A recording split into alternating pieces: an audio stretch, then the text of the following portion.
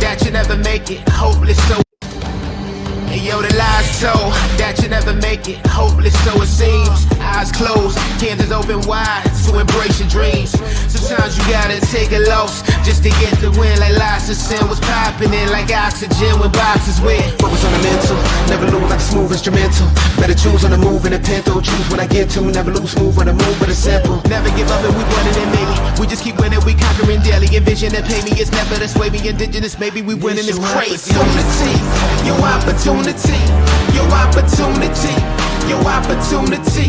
This your opportunity, your opportunity, your opportunity, your opportunity. This your opportunity, your opportunity, your opportunity, your opportunity. This your opportunity, your opportunity, your opportunity, your opportunity. Yeah. Welcome one, welcome all, ladies and gentlemen, to the Lion Villain Report. I am your host, Russell Wayne, right here, and we are broadcasting live into our Facebook page with 53,000 villains right there. Thank you very much for following and supporting the Lion Villain Squad Facebook page as we are broadcasting live right there. So please follow the page and appreciate some of that awesome artwork by Stephen Michael McMania, brother, right there. I know I'm saying his name wrong, but it sounds like he got,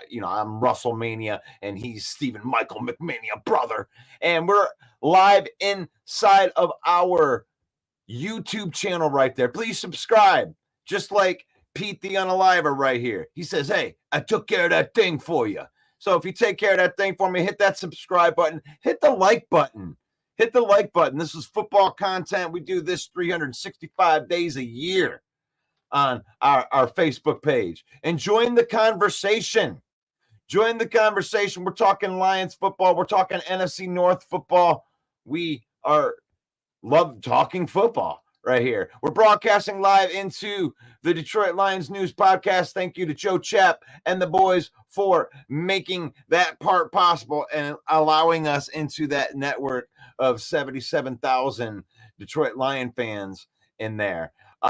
Guilty by association. That's how. If you want to sponsor this show, hit up Mike in the messenger, and Mike will hook you up with the pricings of being guilty by association. Like, all right. And then we do have Main Event Mike, and you can even see it better down there at the bottom while I'm introducing this right there. Affiliate marketing partners with NFL Shop. You can use that QR code right there to use the villain code. And when you use that, then you are supporting the page, and we appreciate that.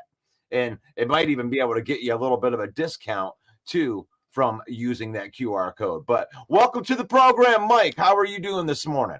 Good, Russ. Sorry I'm late. I've been all morning scratching my head trying to figure out how we lost this game. Right on. So, I mean, it's time for us to take the villain to take our medicine. We got to listen to the haters today, because here's the thing is that's what we do. We come on here, we beat our chests a little bit when we win. I'm not going to hide behind that. Our team's awesome. But when we come on here after a loss, we do take our medicine. So if you're one of the rival fans out there, you're a Viking fan, you're a Bear fan or a Packer fan, we take it. We take it. We show up when our team loses. So it'd be interesting to see if there is going to be any Packer fans in the comments trolling us today, because they were missing in action last week after their team lost. They went into witness protection, but we're not going into witness protection. That's not what the villain does, Mike. We show up. We take our medicine, man. Give us the medicine, Mike. Give us the medicine. I don't know, bro. I haven't been able to put my finger on it. I mean, Broski says the reason is because Goff throws the ball directly to the other team and because your secondary is garbage. So, I mean, that's a pretty tough take for Broski. But I can't say that it's so confusing, being at the game and watching the game on TV. It's just two different perspectives. And being at the game, I wasn't able to break it down. That's why this morning I've been looking at the replays over and over, trying to figure out, looking at the stats. The stats are mind-blowing. I'm gonna go over some of the box score for you now. Is that okay? That's what I was trying to set you up for. Tell me why I'm feeling the way that I am. Right. Give me the tail of the tape. I don't know. Can you see that? Yeah, I can see it. Tail Goff, of the tape. 55 pass attempts. 34 completions. That's not good, folks. It's not real good. 307 yards, no TDs, 2 interceptions, a quarterback rating of 61.7. On the flip side of that, it's not like Baker Mayfield was the second coming of Tom Brady. He only went 12 of 19. He only threw 19 passes for 185 yards. He had an INT and a TD and a passer rating of 90. Woo, whoopee-doo. So what was it? Well, it wasn't their quarterback running all over, so it must have been their rushing, right? They must have ran all over us. No, Rachaad White only had 18 yards rushing on 10 carries. The Lions shut him down. Bucky Irving, the rookie running back, 22 yards on 7 carries. They held the Tampa Bay Buccaneers to only 216 yards of total offense. Okay, so it must have been the defense. Like, Tampa's defense must have just dominated this game. No, the Lions had 5 sacks. The Buccaneers had 0 sacks.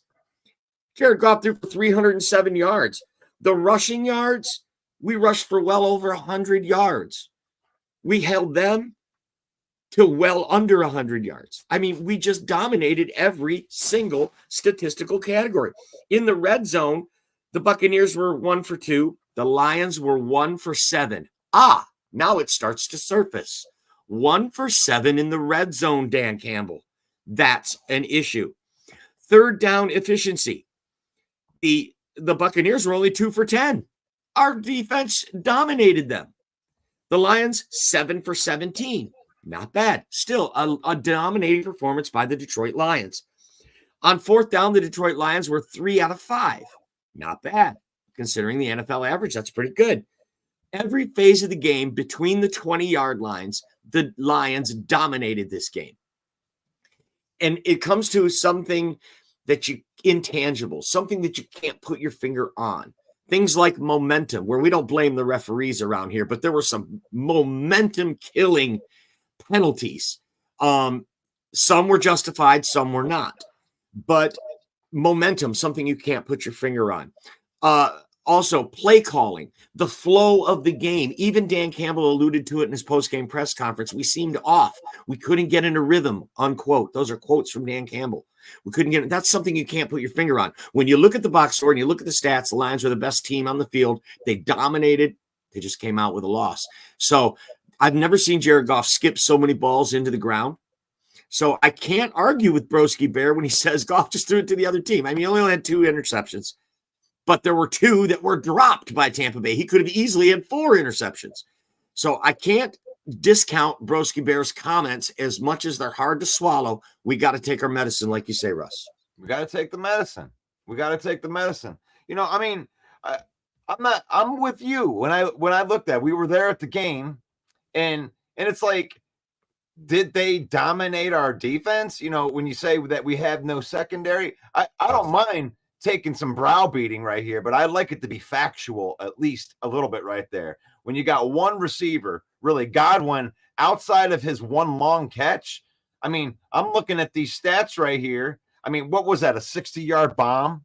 What was that, Godwin? No, it wasn't a bomb. No, it was a nice jute and run up the sideline. He beat Meek Robertson beat him cold, and just, took it down the side. Right, so there's 70 yards of his stats, right?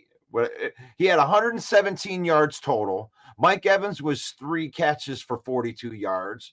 McMillan, 1 catch. Rashad White, 1 catch.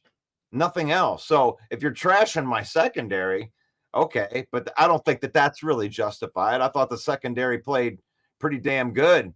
I know that Terrion Arnold needs to learn how to use his hands when it comes to, taking penalties down the field and everything like that. But I'm going to take the medicine, but I'm going to take it on the side of the ball that I don't like to. I wore a Frank Ragnow jersey, Mike. I wore a Frank Ragnow jersey because I believe that this offensive line is the best offensive line in the NFL. So if I'm going to take my medicine, I'm going to say the best players on this team are the ones that fell short, if anything. The offensive linemen, we should be bullying people up front. So all of these, Jared Goff did have a bad game, but he had defenders in his face all day long. Where's the offensive line that's supposed to be protecting Jared Goff? And every time that you looked over at me during the game and said, man, they need to run the ball, they run the ball twice for a 0-yard gain. Stuff. So they did have some success running the ball. But here's the thing. You got into a hard-fought game. And, if you want to overreact to the loss, that's okay too. I understand that. I'm a Lion fan. I've been there. But you had a chance to win the game twice at the end of the game. It's not like somebody just ran away with this game and then you can point at a whole bunch of stuff in the game that, oh my God, what are we going to do about this? No, I mean, you had chances to win the game and you could have put them away. I mean, 2 touchdowns instead of field goals in the red zone. We say 1 for 7 in the red zone. I mean, come on, guys. Score some touchdowns and you win this game. There's team last year. I mean, imagine this team last year having a defense that could hold a team to 20 freaking points. Holy crap. Man, we would have won the Super Bowl hands down last year if the defense was half as good as it is right now with the offense humming like it was last year. So I think that we're on the preface of something right here. I mean, I think that the defense is going to turn a corner. I don't see what Broski sees, like this defense that's just got Swiss cheese in it. I see a really good team that's stout against the run that gave this offense every chance in the world to win that game yesterday. No doubt about that. No doubt about that. And Broski fired back at me, says Lions defense didn't dominate the Bucs. What game were you watching? Broski, the game I was watching was the one where we held their offense to 216 total yards. Total. In the whole game. That's a defensive domination. By the way, the defense that led the league last year allowed 18 points per game. That was the leading defense. 18 points a game. We've allowed 20 points in back-to-back games. That's a significant defensive improvement. And yes, they had a couple of good plays. There were a few plays. I thought every time AG went into a zone, Baker was able to find a soft spot in the zone and get the ball to Godwin. Chris Godwin lit it up. 7 catches for 117 yards and a touchdown, much similar to Cooper Kupp's stat line last year. So to Broski's point, there are some problems here with the secondary still not gelling. Is that you making that flip go like that? I'm or not is it doing it? I'm not doing that either. I don't know what's going on there. No, I was trying to get Broski's comment out of there. And because I don't here's something that we really need to get. Whoa. They're not letting me, they're messing me up here. Yeah, there's something weird going on. There's a ghost in the machine. Yeah, hold take it over. Let me come back in. Yeah, so anyway, to Russell's point, running the ball, David Montgomery, 13 carries, 84 yards. Excuse me, that's Jahmyr Gibbs, 13 carries, 84 yards. That's a 6.5 yard average, folks. David Montgomery, 11 carries, 35 yards, and a touchdown for a 3.2 yard average. You can't, it's the things that you can't put your finger on, right? You can't look in the box score and see what it was. It seemed to me, and I commented throughout the game to Russ, I said, it seems like Tampa knows everything we're going to do. And when there was all this chatter coming out earlier in the week about Carlton Davis telling us about their receivers, ooh, maybe we got some inside information. It appeared that the Buccaneers were the ones with inside information. If the play was running right, even though we flowed left, that counter, we would run right to counter left. That works for us usually. It didn't work yesterday. The Bucs knew where the play was going, it seemed like. Maybe we can chalk this up to, this is the third time these teams have played in 8 months. It's very hard in the NFL to beat a team twice. It's really hard to beat them 3 times. Maybe they just saw us enough. Maybe the Lions aren't sneaking up on anyone anymore. Everybody knows that this is a good team. They know what to expect. This team especially faced us twice last year, and they seem to have the answer. So much so that they could only produce 216 yards of offense and still win the game, not sack the quarterback 1 time. It seemed they were taking away the middle of the field. That's something they probably got from the Rams in week 1. They took away the middle of the field for Jared Goff and made him make bad throws, made him try to put the ball where only his guys could catch it, and then ends up skipping across the ground. When he threw it to the outside, every quarterback has a weakness. They know Jared Goff's weakness is throwing to the sidelines. So they forced him to do that, forced him out of his comfort zone. But when you look at the stats, the Lions dominated this game. That's the game I was watching, Broski. And thanks so much for the comments. And I have to give Broski a little bit of crap right here for this. I don't know. Are you doing that? No, I'm not doing that, brother. Maybe it's because my notebook is on the keypad. How about now? No, it's still popping on. I don't know. Broski, did you hack us? Have we been hacked? Yeah, but I wanted to bring something up to Broski right here. And the thing is like we messed this up. We messed this up today, Mike, because we allowed Broski into the chat first. And here's the thing is the winners get to sit alone at the top. You're right. And talk all the trash right here. That's Broski, what are you doing in our DM right now talking about a loss? Look at this. You get to come in, you can talk some trash, but you got to win a game. We're in here taking our medicine. Where's your medicine at, Broski? The only team right here, we messed up. Sarah, dun, dun, dun, dun. Your flowers are here. Your flowers are here. Let's talk about this game right here a little bit. The one that actually gets to give us the medicine, Mike. Yeah, Minnesota Vikings leading the NFC North now at 2-0.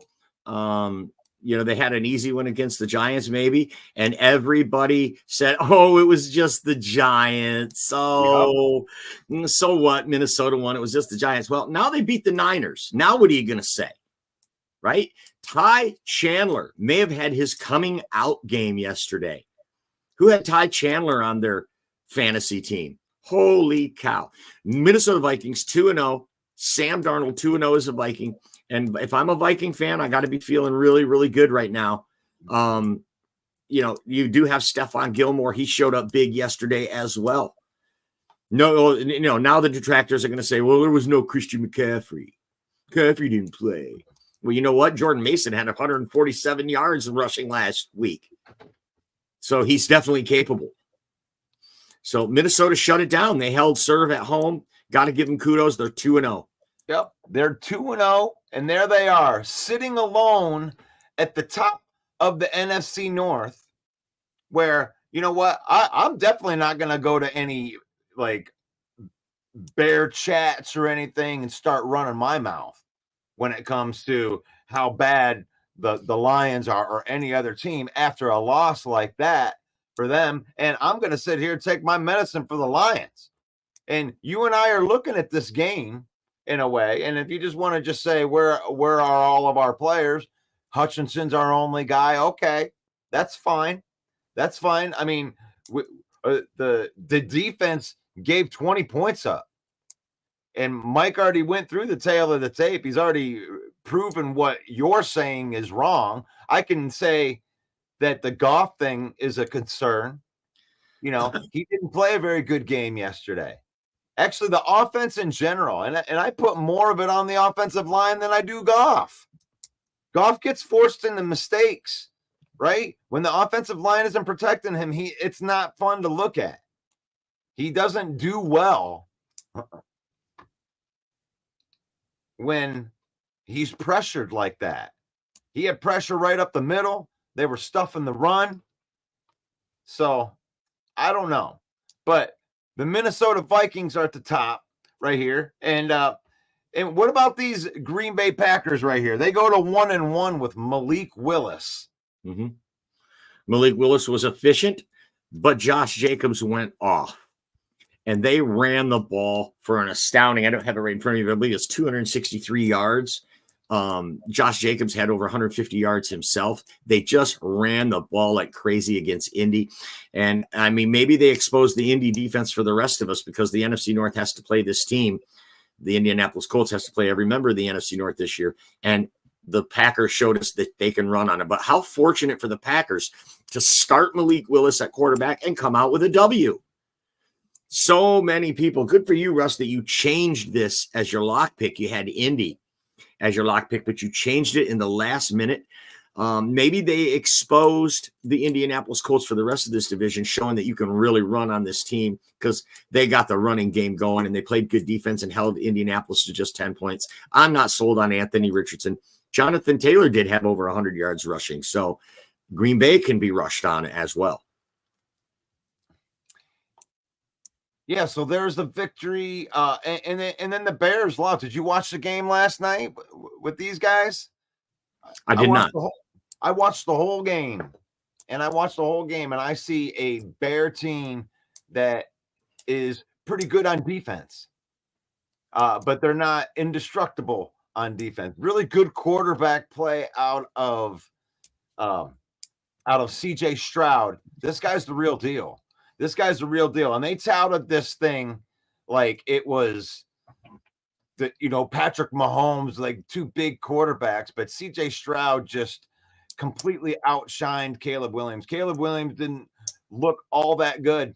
I mean, Collinsworth was trying to marginalize, when he can get rid of the ball. He was 12 for 14, but on these other passes. But here's the thing. He was throwing these little zippy passes out there, these little dink and dunk passes out there, and he completed those passes. But anytime he was asked to do anything to make a big play, the defense was making a play on him.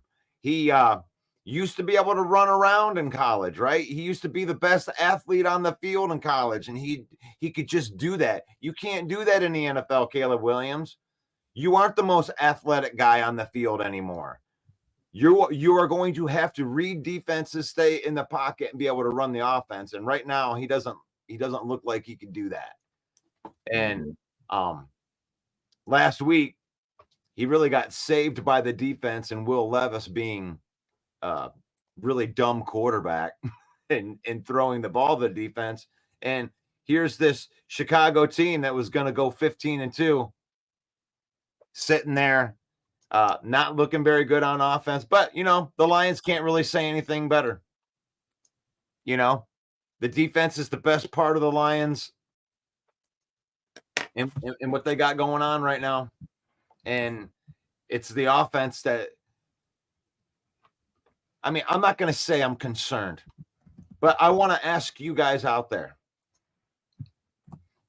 What is your panic level here as a Lion fan? What is your panic level on a scale of 1 to 11? You know, we go to 11 here. It's our scales go to 11 because it takes more. But what is your panic level with the Lions right now? I love the scar. Is that You like Uncle, that? Uncle You like Scar? that? Nice. I come from the shallow end of the gene pool. Love it. But what's your panic level? I mean, this is a No panic. loss. It's an 18-game schedule. The Lions didn't have any preseason snaps with their starters. I think it's just some rust. Yeah, Ben Johnson's going to get it together. His play calling was not creative in the run game.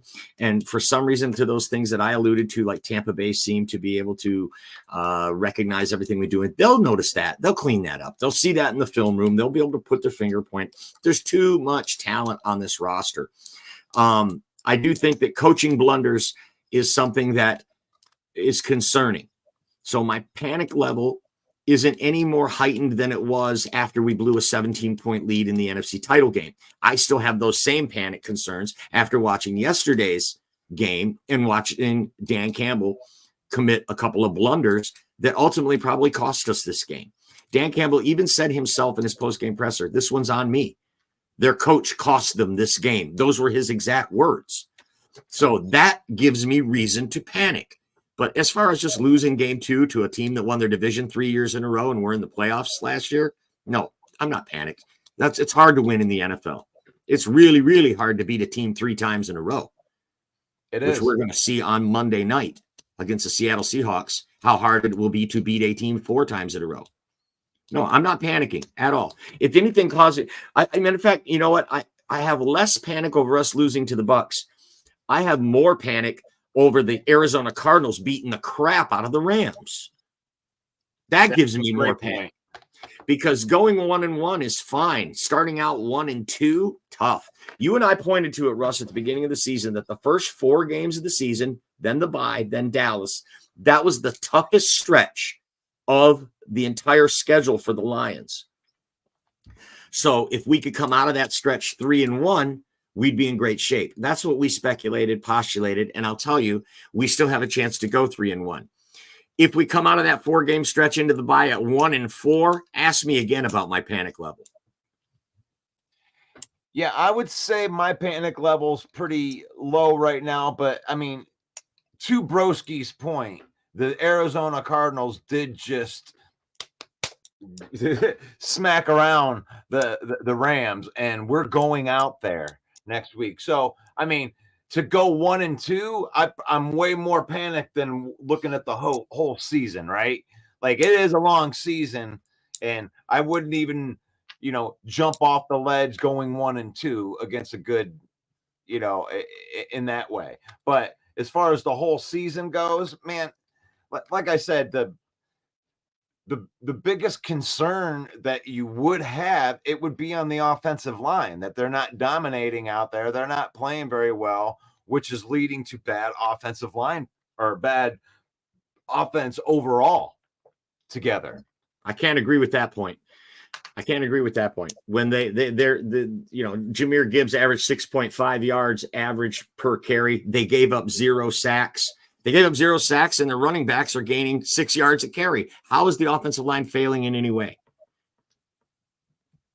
They were giving up pressure. I mean, were you watching the game with me? They were 0 giving sacks, pressure bro. up the middle almost every single time that Goff threw the ball.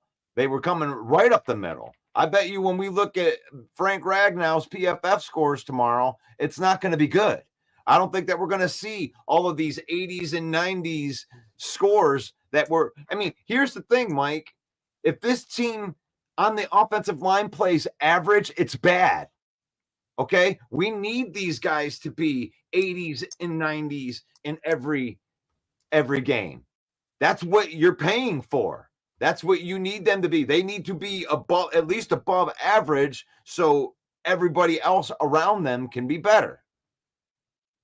I apparently we must be watching a different game according to the people in the chat as well. Jared Goff had time all day to throw the ball. They were just taking his the way there were so many dropped passes. There were passes that were skipped into the ground. He had some pressure. It's an NFL game, but he didn't get sacked at all. There was pressure coming. Sure.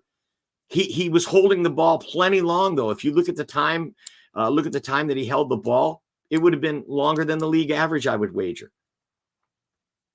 Yeah, and it's like in Jahmyr Gibbs and his 6.5 average, that was like one play that he broke out and ran for like 35 yards on the one play. Outside of that, they were getting stuffed. They were getting stuffed on the run. It wasn't like they were running and he was gashing these guys for big plays and then he was going back to the pass. They were stuffing us on 1 and 2. But regardless of how it happened, they got into a hard-nosed fought game where they didn't, in between the 20s, they're doing just fine. They're moving the ball. And then they can't get it done in the red zone. And you know what? Dan Campbell when you look at the unforced errors, and one of Jared Goff's interceptions was because the guy was being held on the break. The ball was thrown right to the spot where the break would have been, and it would have been a catch and not a throw right to the safety. So when you look at that stuff. So this was a hard-fought game all the way through. Good defense on both sides. And when Dan Campbell puts the blame on himself, that was the only unforced error in the game. When you look at something that like, oh, shoot, we put too many men on there. Oh, we made a miscommunication. It cost us 3 points. How big is that 3 points at the end of the game when you're driving down, you can't get touchdowns? They have that 3 points at the end of the half. You're going down in overtime. You're kicking a field goal to win this game. And you're not needing a touchdown. So when he says that his unforced error cost them the game, I know that you can go through a whole half and a whole bunch of different stuff can happen if they did get 3 points and that. But that's not the point. He's taking accountability because sometimes you get into a fight where, you get punched back. And Tampa Bay is a team that's going to punch back. And you got to be able to get into a fight. We drug the Rams into the deep waters. And we did that thing. We drug the Bucs into a deep waters and they drowned us. It went to the deep waters. There was no blowout in this game. There was no domination in this game. And to your point earlier, Mike, we had chances to put the game away. Like we could have been up by 2-3 scores because we were moving the ball. We had a chance to win the game right to the last second. We were going to win that game. We had 40 seconds from the 13-yard line. We could. I mean, the play calling. You just watch the highlights. You get a first and 10. You get a first and 10, and they come out with a 4-yard loss on first down. Then you come back, you get 5 back or whatever it was. On the final play of the game, they didn't even throw for the first down marker. They didn't even throw for the 3-yard line. They threw well short, and he skipped it into the ground. Just a head scratcher. It was the offense, broski. It was the offense, all of you folks in the chat. That defense held the team to 20 points, 216 yards. The defense did their job. They sacked the quarterback 5 times. They did their job. Mike Evans, Chris Godwin, Baker Mayfield, Rashad White. 216 yards of total offense. Baker Mayfield looked like Randall Cunningham scrambling the ball for a touchdown. I mean, running quarterbacks continue to give this team trouble, but still 20 points. When you look at improvement year over year from last year and the year before, this defense has steadily gotten better. I thought that AG on his play calling as well, he would go press man, we'd do well. When he would drop into coverage, Baker would find the guy. You've got to know when to hold him, when to fold him. It's a chess match between the coordinators, and I feel like we got outcoached. We got outcoached on both sides of the ball. That's a concern for me. That's panic for me. Dan Campbell's learning. I love him. Don't get me wrong. There's no other coach I'd rather have. No other coach. We would not have made it to the NFC title game last year had it not been for Dan Campbell. But I will stand on it that Dan Campbell cost us that game. Well, I mean, he would stand on it. I mean, the guy went on the podium and said that he cost the game. I'm talking about the NFC title game. I think Dan Campbell cost us that game. It's an okay. unpopular opinion with Lions fans, but I'm going to stand on it. That's fine. That's fine. The thing is, with overreaction Monday and overreaction to ideas, that's what happens. Is every time the Lions lose, every loss over the last 3 years comes into play right here, and look at all the stuff that they did when they lost. So yeah, you know what's going to look bad is your team when you lose, because a whole bunch of bad shit happened in that game. And you lost. So, overreaction Monday. Here we are. Let's see where everybody else is at on their panic level 2. No panic. Nope. Mark's in the middle. He's in the middle. Henry Gray says that he's -1. Sarah says that we're playing with house money, so whatever happens, happens. That's such a good position to be in, Sarah. And kudos to your team. We'll give you your flowers. The Minnesota Vikings are really, if Sarah wanted to come in here and talk trash about our defense, I would say that she would be more invited to do it. And I wouldn't say Packer fan would be invited in here because they didn't come in last week to take their medicine. There was none of them. I mean, and Broski Bear is okay to come in here because he comes in here all the time. He represents his team all the time. Now, even though they didn't win, that's why I'm kind of being a little bit more lenient with it. But Broski, you'll have way more success on this show when your team wins.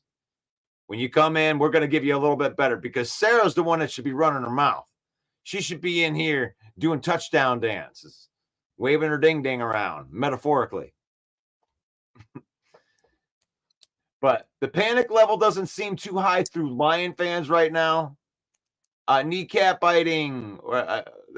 We're lucky that we escaped with Goff only having 2 picks. The defenders dropped 4 more, but they dropped them. One of the 2 picks shouldn't have been a pick because people should be doing their job. Good morning, Brent. I hate micromanaging to a point where we count all the almosts and oh man, we almost lost this game. We almost won this game because I remember 2008 where the Lions almost won 10 games and they went 0-16. So save the almost stuff. And let's stick to the facts here because that was almost a PI on that play where Goff threw one of his interceptions. So let's not play that game where we count the almosts too, because that's what it sounds like to me. I mean, I love the good medicine. There is good medicine in here. Why are we taking shots short of the sticks with no timeouts? That's a really good point right there. That's a really good point. I mean, they're taking shots. Did they shake Jared Goff during that game? I mean, sometimes it seems like defenses can get into Goff's head. When he has bad games, it usually is one that manifests throughout the whole game, and he did throw some almost picks that were in there, and they confused him with the defense. And what did you say, Mike? They made him throw to the outside, and that's not really his bag. Yeah, they took the middle of the field away a lot like the Rams did. We saw Laporta not have a huge game. We saw Jahmyr Gibbs over the middle, Amon-Ra St. Brown over the middle. Those things that have been our bread and butter for the last couple of years are not working in the first 2 games right now. I think it's got more to do with what Dan Campbell said about not getting in a flow, not getting in a rhythm. The play calling from Ben Johnson. One of your commenters here made a great comment about he's running when he's on passing plays. He's passing on running plays. And it was very frustrating. However, my panic level, I'm only at a 1 or a 2. You lost a game to a good team. Some days are like that. There's some days are like that for you at your job, whatever you do out there. You're going to have days like that too. And I think let's hope that that's what it is, and we can just chalk it up to that. It's going to be a real big test the next 2 games on the road in Arizona and back at home on Monday night against Seattle. If the Lions come out 2-0, that's going to wipe away any fear or any doubt that you might have, and this team will be back on track. I do got to jump off early today, though. I apologize. Have a great day, villains. Don't forget, tonight at 7 p.m. Peace out. Right on. That's Main Event Mike. Join him tonight for the Main Event Football Show. And we're probably going to be getting into more of the other games, into the lock picks tonight a little bit, doing that thing. And we appreciate you guys being on here too. Oh man, I look at Packer fan that says that they were in here last week, but they were awful quiet in here. If there were any Packer fans in here last week, awful quiet all week. And now they're all chirping. And now we're throwing comments in here. Yeah. Laporta was only targeted 3 times all game. That's on Johnson. We traded Hunter for 3 players that we signed. They've shown up big for us. Van Ginkel, Cashman, and Grenard. Yeah. When it comes with the Minnesota Vikings, what'd I tell you, Sarah? What'd I tell you? I know that everybody was down at the beginning because they had a lot of bad injuries and, and crazy things that happened to the Vikings. But Sam Darnold hasn't played for anybody. I mean, you had this guy's career. He's at the dumpster fire of the New York Jets, which hasn't been right. I don't know if they're going to be right even with Aaron Rodgers in there. Goes to Carolina, and that's, what that is. I mean, I don't know if they're ever going to get that fixed there. And then, out to San Francisco, backing up out there, and then he gets to play San Francisco. And I wonder, Sarah, if that had, his insight, because he did back up and, was in all of the practices last year for San Francisco. I wonder if Sam Darnold, had a little bit of insight on maybe how to beat this San Francisco defense. And the thing is there you go. I mean, you pick up a win, and wins are hard to come by in the NFL. And now the Vikings sit alone at the top with 3 1-1 teams, full game ahead of everybody after 2 games. So my flowers go out to the Minnesota Vikings. And I got to give, I hate doing it. I hate doing it because I'm the villain. And I don't want to, I don't like doing this. But the Green Bay Packers picking up a win with Josh Jacobs, behind Josh Jacobs. He ran the ball. They ran the ball.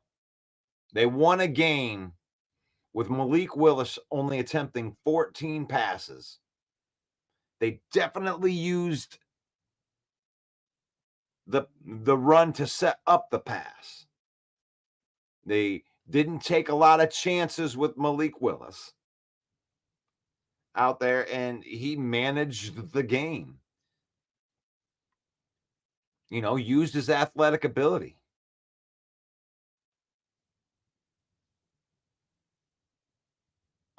Six rushes for 41 yards. He was able to do a little bit of that run and pass. So I got to give Green Bay their flowers.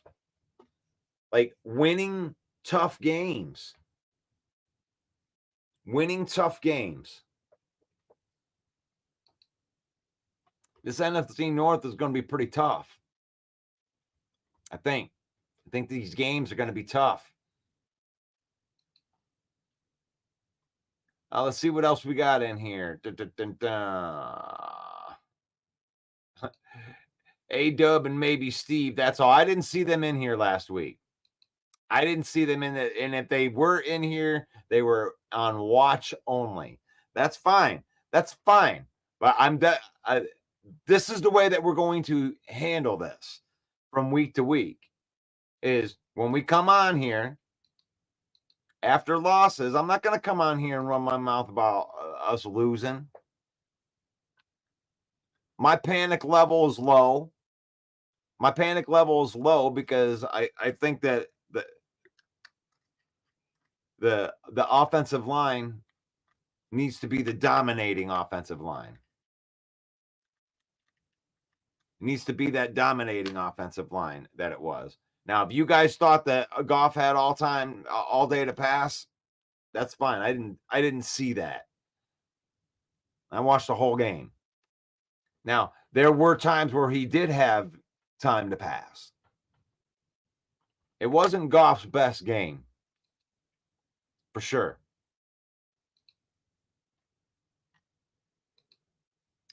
But he did throw for 300 yards.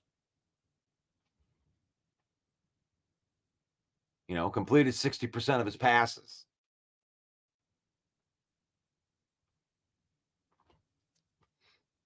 But he was skipping balls. He was skipping balls to people.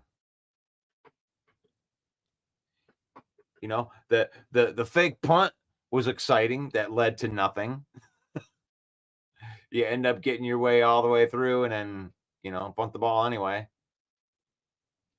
So what are you going to do?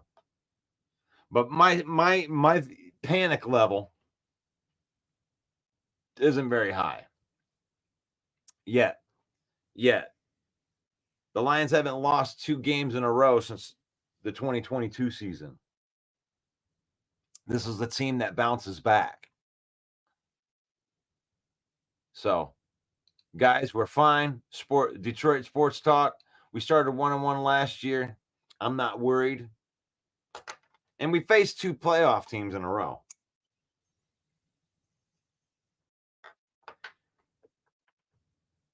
And the Arizona Cardinals and the Rams play in the same division. So there's that when it comes to the blowout, you know. In the division, you know, you're fighting people. The Lions are still winning the division, keep the NFC North, taking NFC North rivals. No panic level here.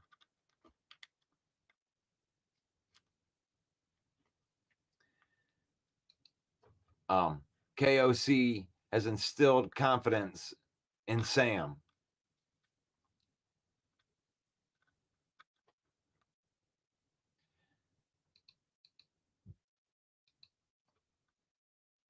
"97 yards, don't keep over embellishing." I don't know what you mean by that.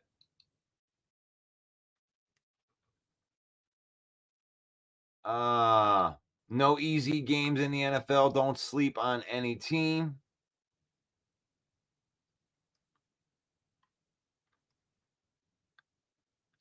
Steven, I'm sorry about your mom being in the hospital for 2 weeks. I am completely just trash talking on here, and that makes I tell you what, I feel awful for calling you out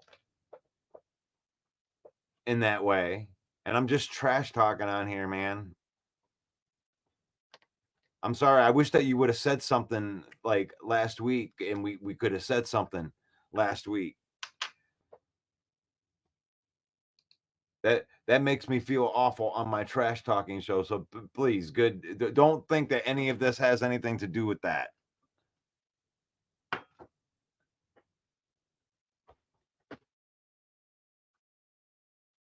I am sorry, Steve.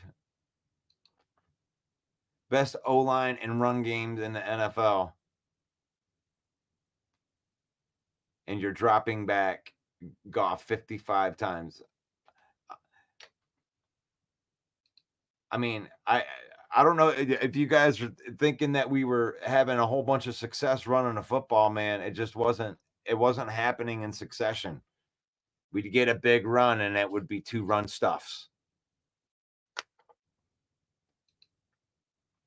How are you doing, Russell? I watched the game pretty disappointed, especially in the red zone. I also blame the defense to point when we had the lead. Tampa came right back down the field and scored and made it look easy.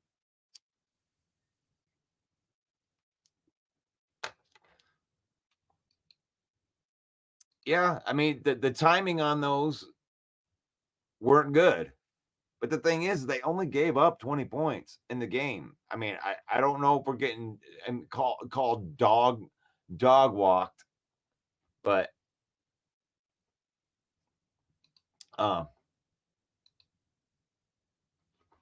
they did go right back down and score, but they only gave up 20 points. And the defense gave the offense a chance to win twice in the last 2 minutes of the game.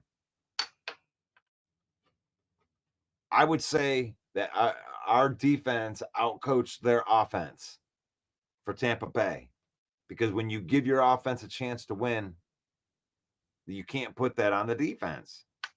The defense gave 2 chances to win at the end.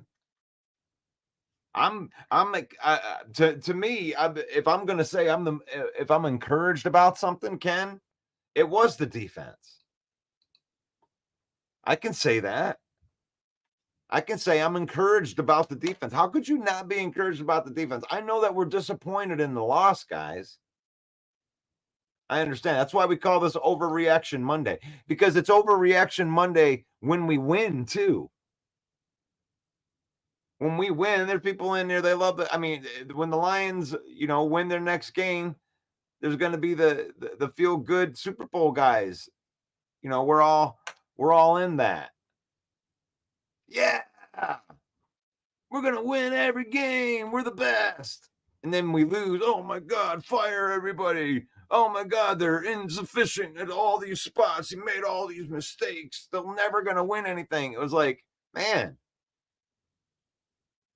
you just went toe-to-toe with a playoff team from last year that you beat last year, and you lost 20-16.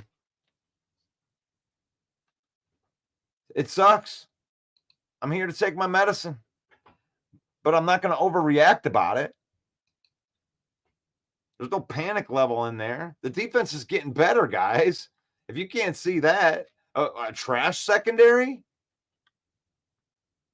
You're going to say we have a trash secondary? Okay. Baker Mayfield threw for 185 yards.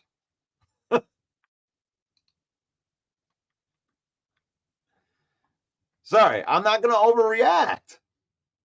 A panic level isn't that high.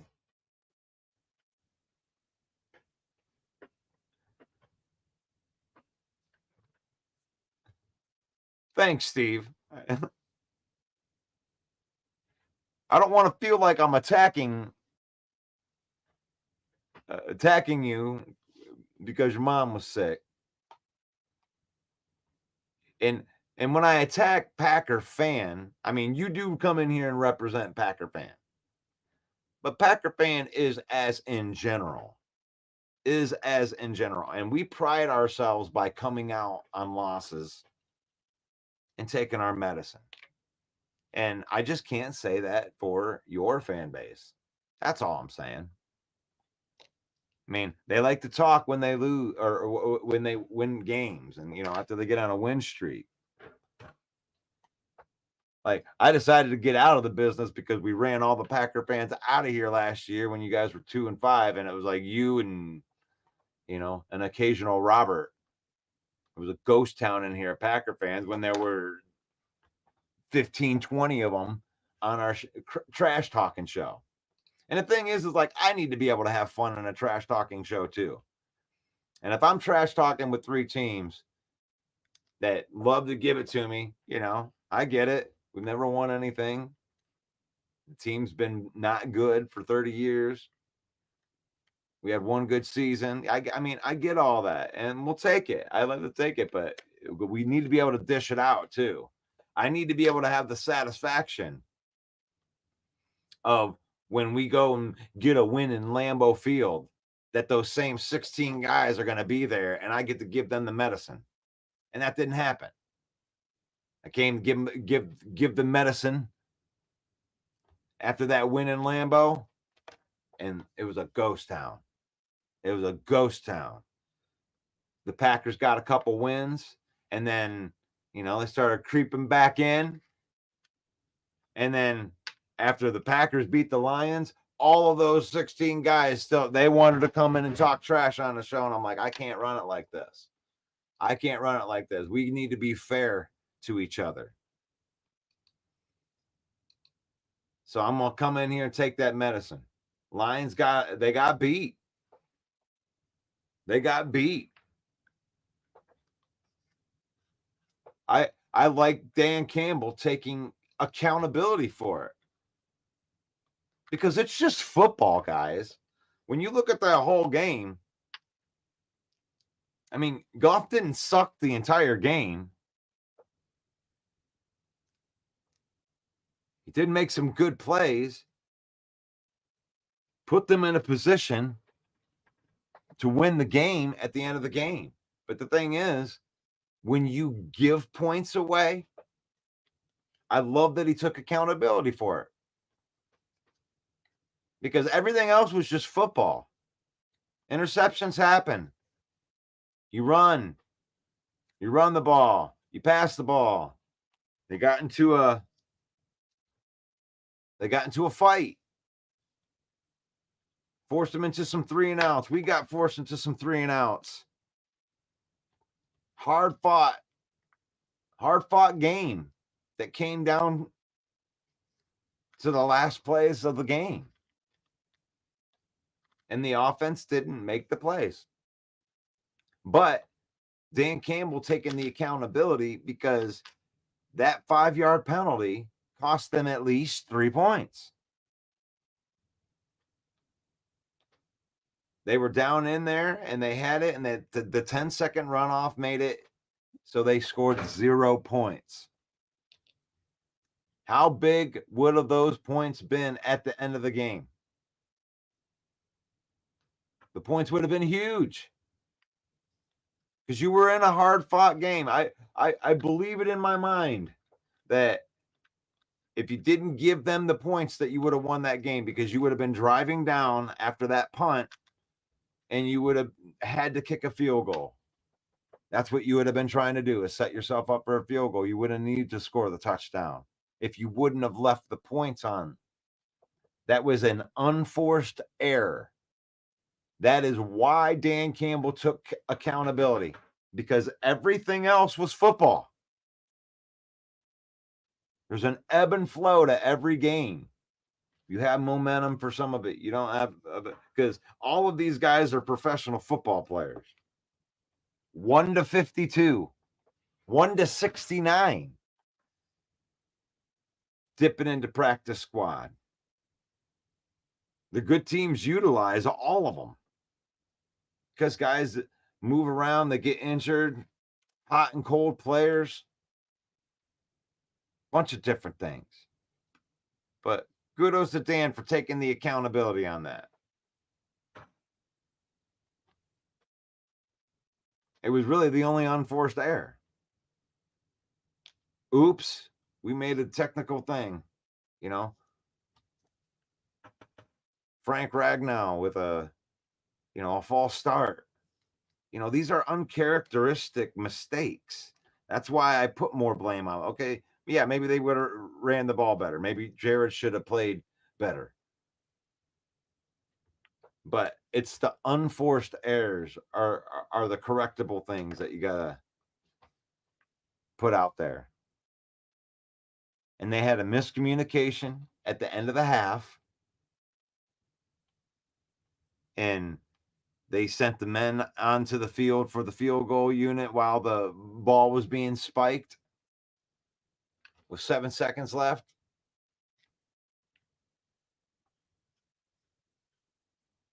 And it cost them the chance to kick a field goal.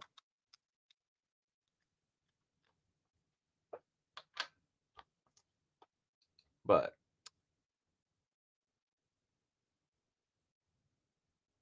yeah, Broski, I'm not going to let you talk. I'm not going to let you talk, man. Your team lost. I did call Brian Branch. They had the first interception before the game last week. It's like, I've already proven this wrong, broski. Yes, you have a trash secondary that they have passing yards are due to Hutch generating pressure, but yes, your secondary is trash. It's not. I just proved to you that it's not. You gave up 185 yards passing. Mike Evans was 3 catches for 42 yards. And then it was all Chris Godwin after that. And really one big play. But outside of that, secondary was a hell of a lot better than it was last year. So, not overreacting yet. I picked the Lions to lose 3 to 4 games. Let me go way down here. In my eyes, your offensive coordinator made some terrible calls and that have resulted in bad calls on the field. Mark says that Tim Patrick is going to fit with this offense. There you go. Yeah, 1-1 also. Yes.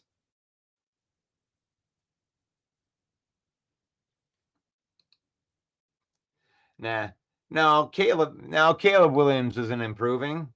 Caleb Williams looks like crap under pressure. He looks like a guy that wants to use his athletic ability and be the slickest guy out on the field, and that doesn't work in the NFL. He's going to have to learn how to run the offense. I mean, he's had probably the worst start in any.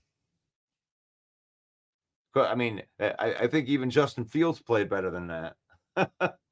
Yeah, you could really, but how could Caleb get any worse? Yeah, right now he's the worst quarterback in the league. I mean, really, if you had an average quarterback, you would have won that game. Yeah, got completely outplayed in that game by CJ Stroud. CJ Stroud looked better in every single way. I'm glad that he gave him a pat on the back at the end, you know, trying to help him feel a little bit better. But that's a pretty good Houston team, it looks like. But I'm the villain. I'm the villain. I'm here to take that medicine. I would say that Chris Godwin was probably the villain of the game for me. Who was the villain of the game for you? Chris Godwin, I would say, I don't know if I would really give it to Baker because Godwin on that one big play.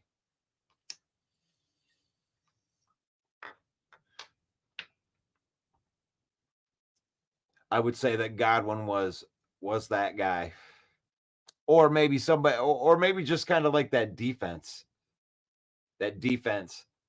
That Tampa Bay defense, you could tell that they're well coached.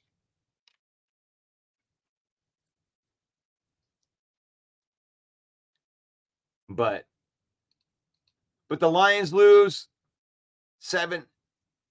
1-1. The Vikings sit alone on the top of the NFC North. I can see Broski's getting really, really mad in the comments. And so that's going to be my cue to end the show because I don't want to get anybody really, really mad. But you should talk trash. You'll have an open platform to be able to talk trash on this platform when your team wins. And congratulations to Sarah for being 2-0, sitting at top of the division, looking down at all of us. What are we going to do? Then another day.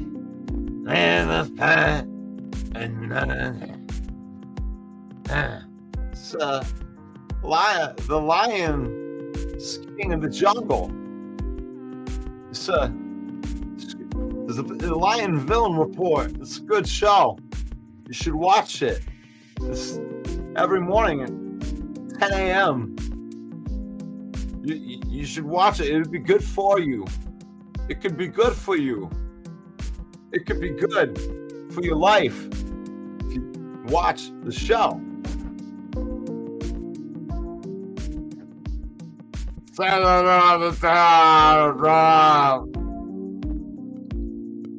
Let me tell you something, brother.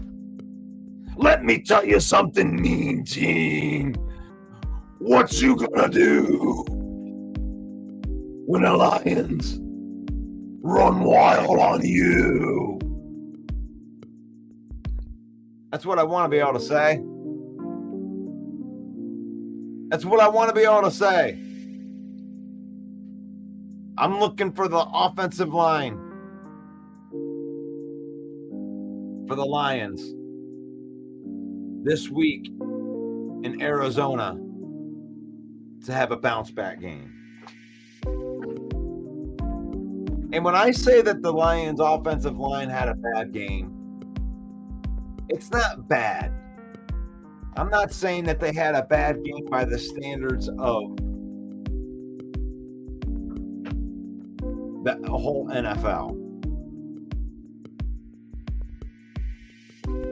But these guys are held to such an elite standard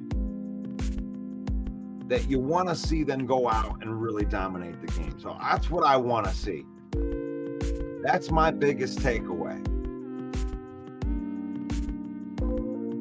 It's like when you get in these big, hard-nosed, hard-fought games, it's the offensive line you want to see, you stand up for you. They needed to stand up for us at the end of that game.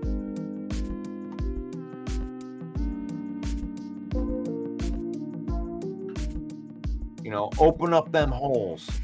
You want to be able to protect Goff in that situation.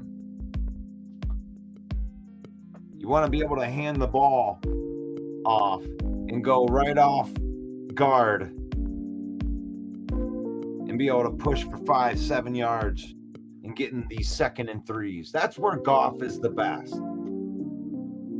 2nd and 3, 3rd and short.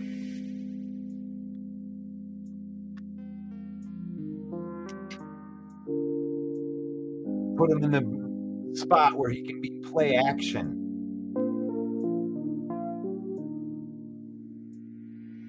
So it's the offensive line for me.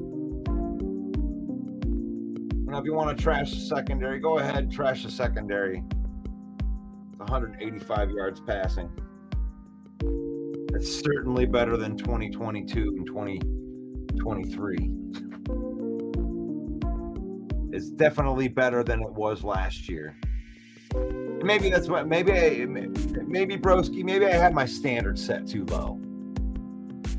Because I'm going, wow, this secondary's average. Yeah. It's not trash. Certainly better than last year's secondary. Certainly better than 2022.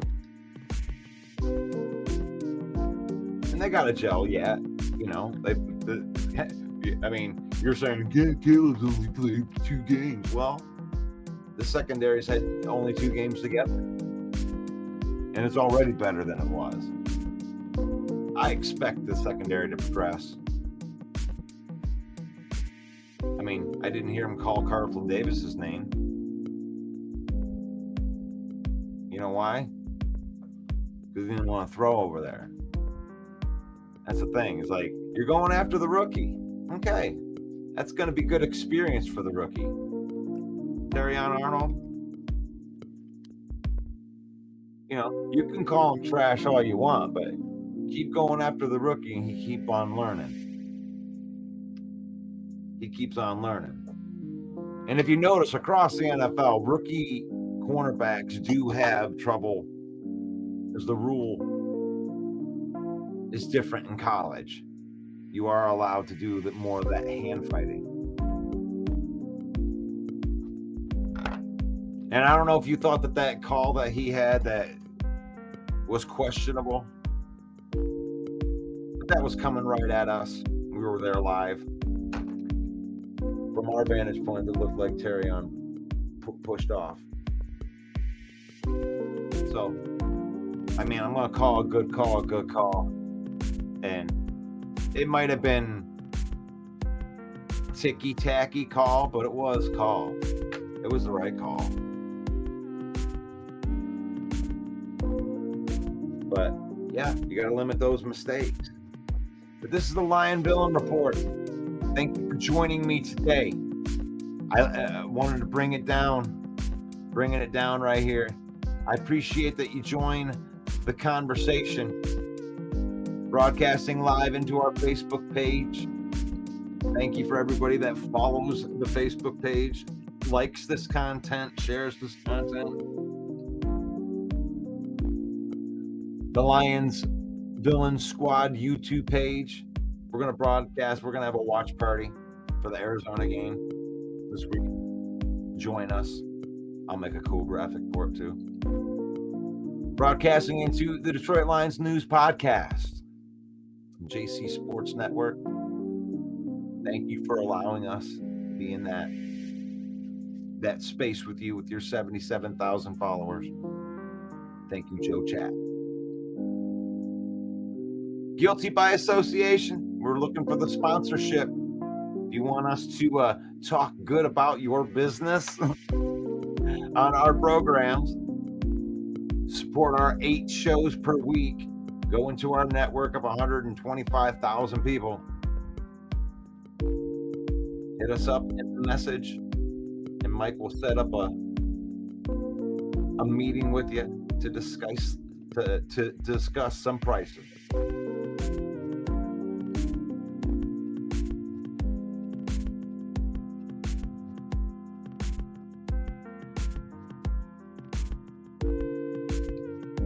Faith, family, and then football. In that order.